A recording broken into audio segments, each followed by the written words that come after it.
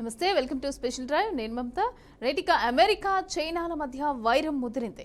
ఈ రెండు దేశాలు నువ్వా నేనా అంటూ సుంకాల యుద్ధాన్ని కొనసాగిస్తున్నారు. చైనా ఉత్పత్తులపైన టారిఫ్లను యుఎస్ 145% పెంచినట్లు ఇటీవల అమెరికా అధ్యక్షుడు ట్రంప్ ప్రకటించిన విషయం తెలిసిందే. అందుకు ప్రతిగా చైనా కూడా అమెరికా ఉత్పత్తులపైన సుంకాలను 125% పెంచుతున్నట్లు ప్రకటించింది. అంతటితో ఆగకుండా తమ దేశంలో లభ్యమయ్యే అరుదైన ఖనిజాలు, కీలకమైన లోహాలు, అయస్కాంతాలను యుఎస్కు ఎగుమతి చేయడాన్ని ఆపేస్తున్నట్లు బీజింగ్ సంచలన ప్రకటన చేసింది. అయితే ఈ ప్రకటనపైన అమెరికా స్పందించింది. ఖనిజాల ఎగుమతి విషయంలో చైనా తీసుకున్న నిర్ణయం ఆందోళనకరంగా ఉందని ట్రంప్ ముఖ్య ఆర్థిక సలహాదారుల్లో ఒకరైన కెవిన్ హెసెట్ తెలియజేశారు. మరి ఇరు దేశాల వైరం చల్లబడే మార్గమే లేదా? ఉన్నా అందుకు ట్రంప్ ఒప్పుకుంటారా? చిలికి చిలికి గాలివానలాగా మారినట్లు వైరం పెరిగి పెరిగి మూడో ప్రపంచ యుద్ధంగా మారనుందా?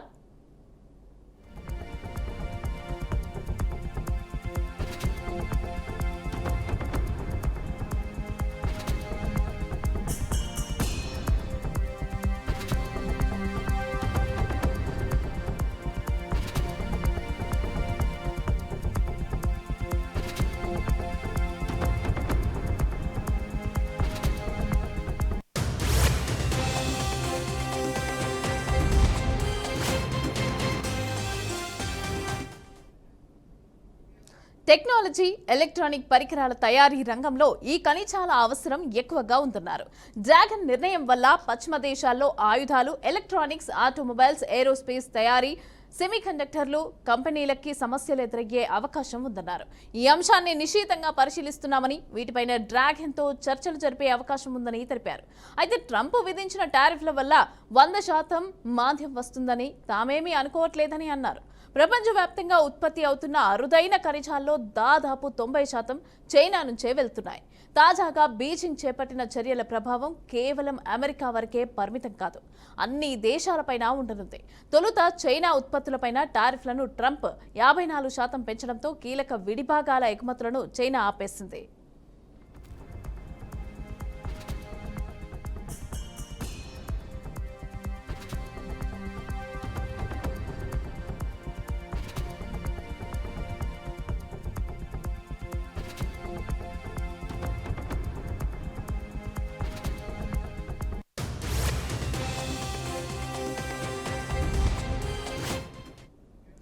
మరోసారి అగ్రరాజ్యం సుంకాలను 145% పెంచడంతో అరుదైన ఖనిజాలు, కీలకమైన లోహాలు, అయస్కాంతాలు, ఇతర ఉత్పత్తులను ఎగుమతి చేయడం బీజింగ్ నిలిపివేసింది.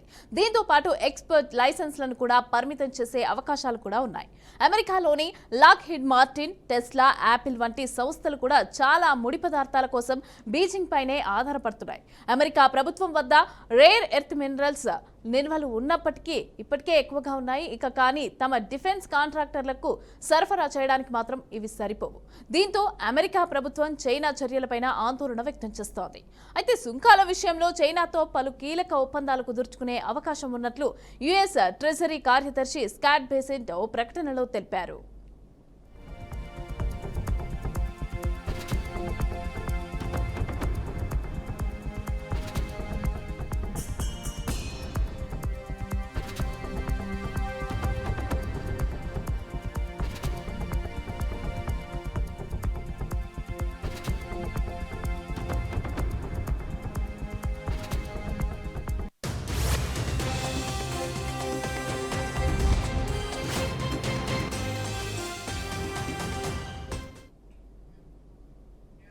సో చూసాం కదా, ఇది దీనికి సంబంధించి ఇప్పుడు చైనా తీసుకున్న నిర్ణయము, అదేవిధంగా అమెరికాకి సంబంధించి ట్రంప్ తీసుకున్న నిర్ణయాలు, ఇవన్నిటికి సంబంధించి ఏ విధంగా ఉండబోతోంది, మరి భవిష్యత్తులో ఈ సుంకాలకి సంబంధించి ఏ విధమైనటువంటి నిర్ణయాలు జరుగుతాయి ఏంటి అనేసి అని చెప్పి మనతో పాటు ఈరోజు మాట్లాడడానికి పెంటపాటి పుల్లారావు అనలిస్ట్ మనతో పాటు ఈరోజు జూమ్ లైవ్లో సిద్ధంగా ఉన్నారు. నమస్తే అండి.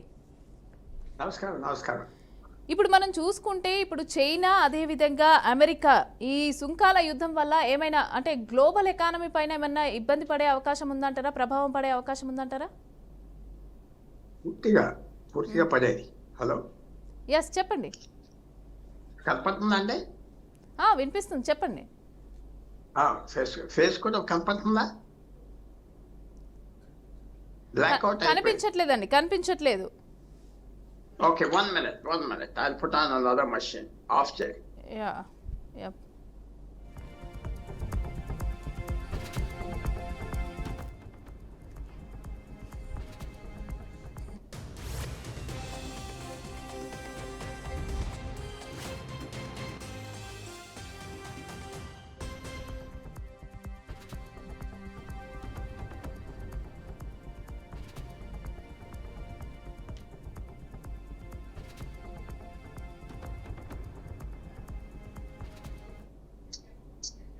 Hello. రైట్ మాట్లాడండి మాట్లాడండి పుల్లారావు గారు. కనపడుతుందండి? 1 minute. 1 minute. 1 minute. Okay, can you hear me? Hello? Hello Pullarao గారు, చెప్పండి ఏ విధంగా చెప్ప- చూడొచ్చు ఈ అమెరికా చైనా ఈ సుంకాల యుద్ధంకి సంబంధించి చూసుకుంటే, అంటే నెక్స్ట్ గ్లోబల్ ఎకానమీ పైన ఏమన్నా ఇబ్బంది పడే అవకాశం ఉందంటారా? ప్రభావం ఏమైనా పడుతుందా? ఇక పూర్తిగా పడే అవకాశం ఉన్నది. మ్మ్. ఎందుకంటే ఈ రెండు దేశాలు ప్రపంచంలో ఆర్థిక వ్యవస్థలో అగ్ర దేశాలు, మోస్ట్ పవర్ఫుల్ దేశాలు. చైనా ప్రతి దేశం ప్రపంచంతో సంబంధాలు ఉన్నాయి, అలాగే అమెరికాకు ఉన్నాయి. వాళ్ళిద్దరి మధ్యన వచ్చింది. ఇప్పుడు ఎవరు మొదలు తగ్గిపోతారో చూస్తారు, కానీ ఇద్దరు తగ్గిపోతారు. మ్మ్. ఎందుకంటే ఇద్దరు ఇది సైన్స్ లేదు. ఇంకో 10 రోజులు 15 రోజులు ఇలా కంటిన్యూ అవుతాయి. డొనాల్డ్ ట్రంప్ కూడా పెద్ద వ్యతిరేకం వచ్చేస్తుంది అమెరికాలో. అలాగే జీ జిన్పింగ్ కూడా వీక్గా కనపడతాడు మిగతా దేశాలకి, అమెరికా నొక్కేస్తున్నారు. సో ఇద్దరి మధ్యన మళ్ళీ ఆఖరి పాయింట్ ఒకలాగా ఆలోచిస్తే వాళ్ళిద్దరికి అగ్రిమెంట్ వస్తుంది. కానీ ఇప్పుడు పరిస్థితి ఏంటంటే ఇద్దరు ఏదో పెద్ద యుద్ధం చేసేస్తున్నట్టుగా ఉన్నారు కాబట్టి మార్కెట్లు, బ్యాంక్స్ ప్రపంచవ్యాప్తంగా చాలా అన్స్టేబుల్గా ఉన్నాయి. అందువల్ల తప్పకుండా ఇది ఒక సీరియస్ ఇష్యూ అయిపోయింది. డొనాల్డ్ ట్రంప్ ఇలాగ అవుతాను అనుకోలేదు. February 1 ఆయన సుఖాలు వేసినప్పుడు, తర్వాత April 9వ తారీఖు సీరియస్గా చేసినప్పుడు ఆయన అన్నీ ఇలాగ వస్తాయి అనుకోలేదు. రియాక్షన్ రాగానే మళ్ళీ ఇప్పుడు అంతా ఫ్రీజ్ చేశారు. 90 రోజుల వరకు ఏం మాట్లాడకుండా కూర్చుందామన్నారు, చైనా తప్ప. ఇప్పుడు జరిగేది ఏంటంటే వెనకాల న్యూస్లో వచ్చిన బయటికి డొనాల్డ్ ట్రంప్ ఆయన ఈగో, అహాం, ఆయన బలం బయట ఫెయిల్ అవ్వకూడదు, నేను ఫెయిల్ అయిపోయాను అనుకుంటారని వచ్చింది. కాబట్టి ఆయన చైనీస్ కౌల్ చేస్తాడు, మాకు మెసేజ్ పంపండి, మనం కూర్చొని మాట్లాడాలని. అది పంపించలేదు. జీ జిన్పింగ్ ఎందుకు పంపట్లేదంటే చైనాలో కనుక జీ జిన్పింగ్ తగ్గిపోయినట్టుగా వస్తే ఆయనకి రాజకీయంగా కష్టం. చైనీస్ సైకాలజీ ఏంటంటే ప్రెస్టీజ్ పోకూడదు, మోహం పోకూడదు. మ్మ్. పోతే ఇంకా నాయకుడు చాలా కష్టం. ఈ కొత్తగా కాదు, ఇది 2000 సంవత్సరాలు బట్టి ఉన్న సిస్టమ్ అక్కడ. సో ఏ రకంగా ఎవరు ముందర మాట్లాడతారు, ఏదో రకంగా తెలుసుకుంటారు, మాటలు జరుగుతాయి, తగ్గిస్తారు. డొనాల్డ్ ట్రంప్ అనుకున్నంత సులభంగా మాత్రం ఈ సుంకాల విషయం జరగట్లేదు. 5 ఏళ్ళలో వేస్తే అందరూ లొంగిపోతారు అనుకున్నారు, ఎవరు లొంగిపోలేదు. ప్రపంచం ఇష్టం వచ్చినట్టుగా చేస్తున్నారు. చాలా దేశాలు వచ్చి మేము అగ్రిమెంట్ సంతకం పెట్టేస్తాం అంటున్నారు. ఆ అగ్రిమెంట్ ఏదో పెట్టాం, తర్వాత చూసుకుందాం, ముందర గొడవ వెళ్ళిపోతుందని అందరూ అలాగే ఆలోచిస్తున్నారు. సో ఇది డొనాల్డ్ ట్రంప్ అనుకున్నట్టుగా జరగట్లేదు. చైనా ఎలాగ ప్రవర్తిస్తుందో డొనాల్డ్ ట్రంప్ అనుకున్నట్టుగా జరగట్లేదు. చైనా కూడా డొనాల్డ్ ట్రంప్ ఇంత డీప్గా ఉంటాడు అనుకోవట్లేదు. కానీ ఇద్దరికి వాళ్ళ సర్వైవల్కి ఇద్దరికి అగ్రిమెంట్కి రావాలి, ఇద్దరు సర్వైవల్. మ్మ్. అందువల్ల తప్పకుండా రాబోయే రోజుల్లో ఈ హడావడి, ఈ గొడవ, ఈ మాట జరుగుతూ ఉంటుంది, కానీ అగ్రిమెంట్ మాత్రం వస్తుంది, తప్పదు. ఇద్దరి మధ్యన అగ్రిమెంట్ వస్తుంది. సో అప్పటి వరకు మనం కొంచెం టెన్స్గా ఉంటుంది. కానీ డొనాల్డ్ ట్రంప్ కూడా ఏంటంటే ఆయన స్టైల్ అల్లరి ఎక్కువ చేస్తాడు, తర్వాత తగ్గిపోతాడు. హడావడి ఎక్కువ చేస్తాడు, కొంచెం టూ మచ్ అయిపోయింది. చైనీస్ సైకాలజీ అర్థం చేసుకోలేదు.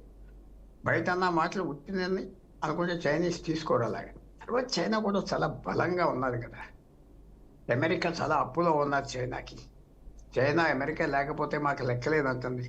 అక్కడ ఎలక్షన్లే వీలు లేవు, ప్రజలే మాట్లాడటానికి వీల్లేదు.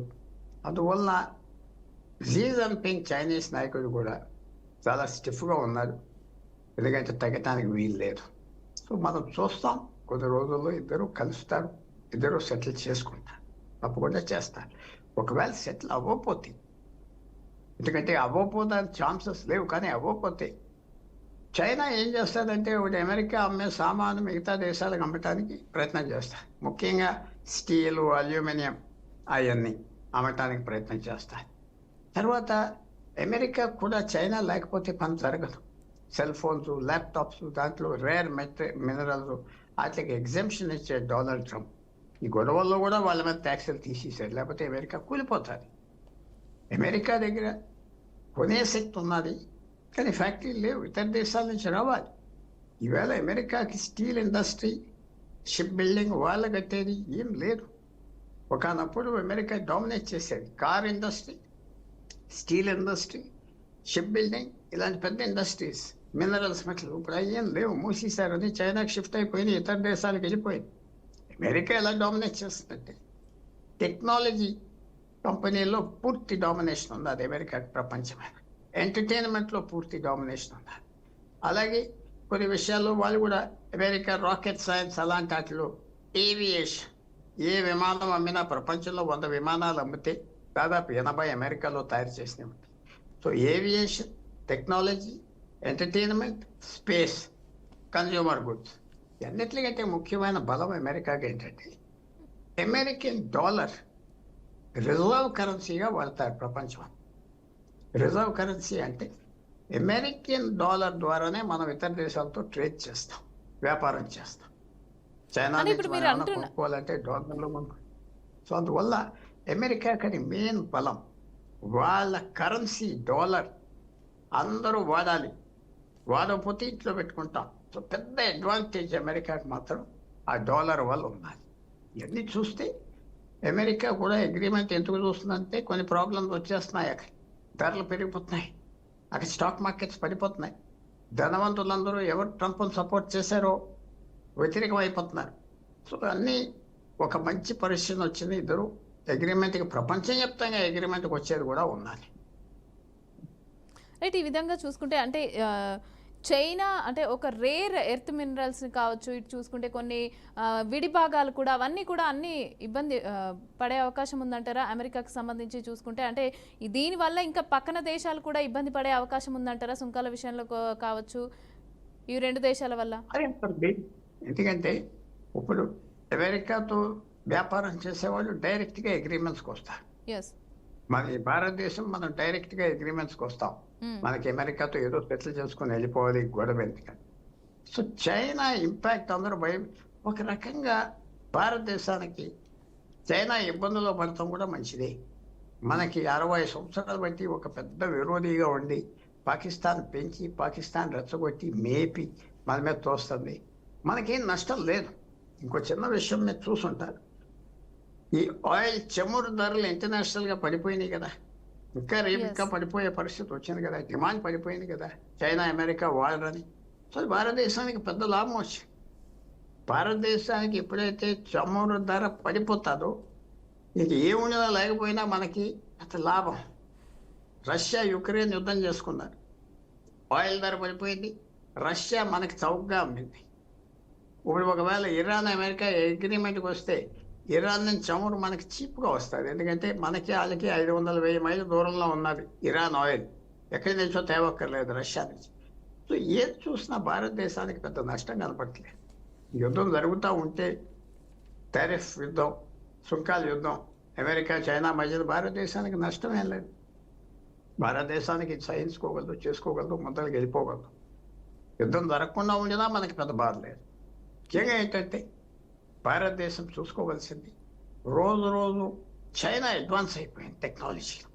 చైనా ఎక్కువగా మ్యానుఫ్యాక్చరింగే కాదు, artificial intelligence, software, space, aviation, pharmaceuticals అన్నిటిలో వాళ్ళు ప్రపంచానికి అన్ని దేశాల కంటే ముందలే ఉన్నట్టుగా అనిపిస్తారు.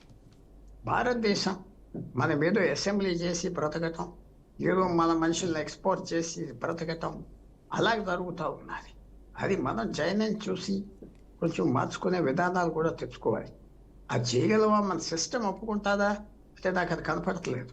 ఇక్కడ ఉన్న పరిస్థితి, ఇక్కడ ఉన్న సిస్టమ్, ఇక్కడ ఉన్న గొడవలు అమెరికాలో లేవు, చైనాలో లేవు. సో ముందరికి వెళ్ళాలి. చైనాతో మనం కంపీట్ చేయాలంటే చాలా దూరం వెళ్ళాలి.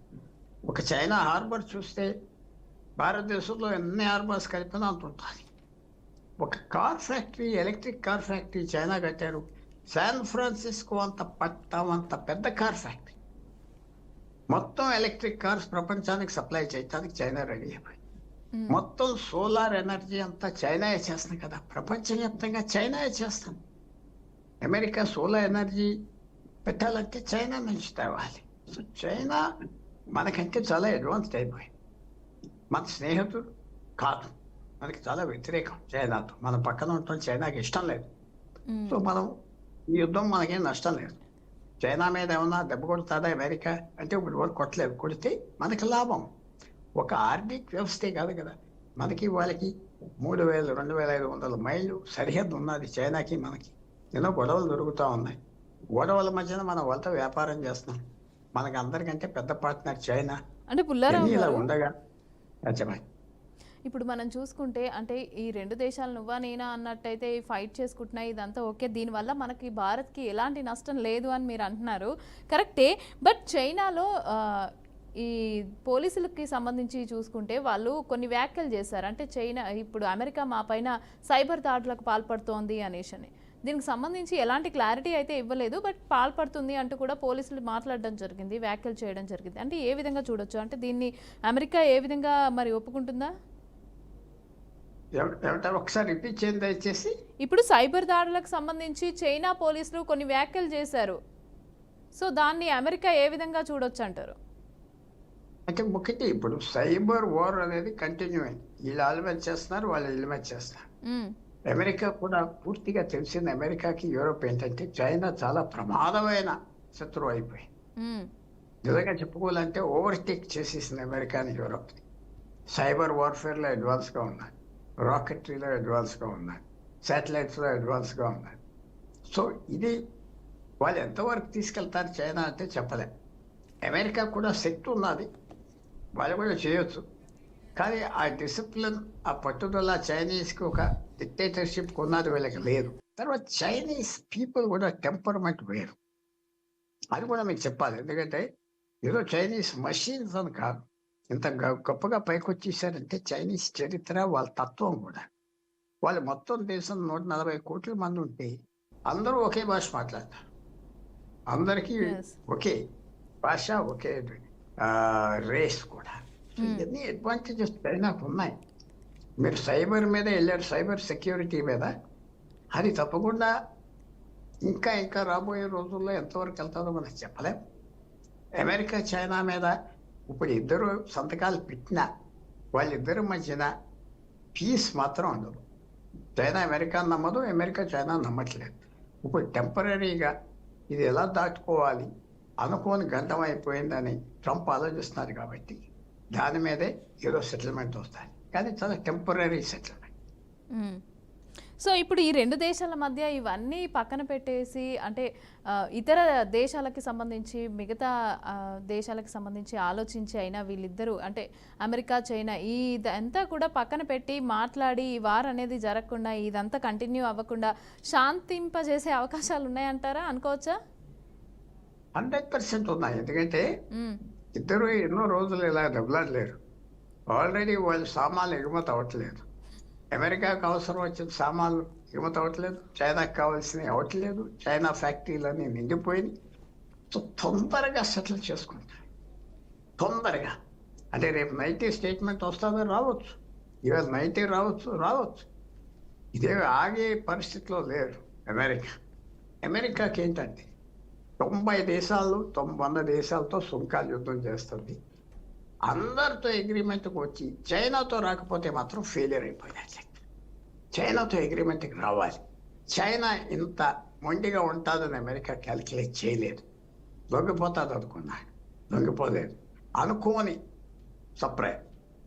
కానీ 100% నేను అనుకుంటున్నా ఇది సెటిల్మెంట్ వస్తుంది. సెటిల్మెంట్ ఇద్దరికి ఇష్టమా కాదా వేరు, కానీ ఈ టెన్షన్ తగ్గిపోతుంది కొన్ని రోజుల్లో. అమెరికా సహించలేదు. అమెరికాకి పట్టు తక్కువగా ఉన్నది చైనా కంటే. ఎందుకంటే అమెరికా మార్కెట్స్ మీద, ఆ స్టాక్ మార్కెట్స్ రేట్స్ కిందకి వెళ్ళిపోతున్నాయంటే అల్లరైపోతాయి. చైనాలో ఆ ఇబ్బంది ఏం లేదు. అక్కడ ధరలు పెరిగిపోతున్నాయంటే చైనాలో ఎవడేం మాట్లాడలేదు, అమెరికాలో మాట్లాడతారు. సో ఇవన్నీ చూస్తే అమెరికా మాత్రం ఏదో రకంగా చైనాతో ఇప్పుడు ఒక సెటిల్మెంట్కి వచ్చేసి మేమే గెలిచామని చెప్పుకోవటానికి కూడా చెప్పేసుకుంటారు. సెటిల్మెంట్ మాత్రం వస్తాయి. ఇంకా ఎన్నో రోజులు ఉండదు ఈ గొడవ. రైట్ రైట్ థ్యాంక్ యూ అండి లైవ్లో జాయిన్ అయినందుకు thank you so much. So చూసాం కదా, అమెరికా చైనాల మధ్య వైరం అయితే ముదిరింది. అయితే ఈ రెండు దేశాలు నువ్వా నేనా అంటూ సుంకాల యుద్ధాన్ని అయితే కొనసాగిస్తున్నాయి. మరి చైనా ఉత్పత్తులకు సంబంధించి టారిఫ్లను కూడా యుఎస్ పెంచింది. అదేవిధంగా యుఎస్కి సంబంధించిన ఉత్పత్తులకు సంబంధించి చైనా కూడా టారిఫ్లను పెంచింది. మరి ఈ రెండు దేశాలకు సంబంధించి ఇటు అమెరికా చైనా మరి నెక్స్ట్ ఏ విధంగా ఉండబోతున్నాయి, అదేవిధంగా చైనా ఇక్కడ చూసుకుంటే ఈ వార్ అనేది కంటిన్యూ అవ్వదు అంటూ కూడా మాట్లాడుతున్నారు. మరి ఏం జరగబోతోంది, మరి ఫ్యూచర్లో ఈ గొడవ అనేది సద్దుమణిగి ఈ సుంకాలకు సంబంధించి ఇవన్నీ కూడా అన్ని సద్దుమణిగి మరి శాంతితో సెటిల్మెంట్ అనేది చేసుకుంటారా లేదా అనేది మనం ఫ్యూచర్లో చూడాల్సిందే. సో ఇది ఇవాల్టి స్పెషల్ డ్రైవ్. చూస్తున్న నుండి బీఆర్కే న్యూస్.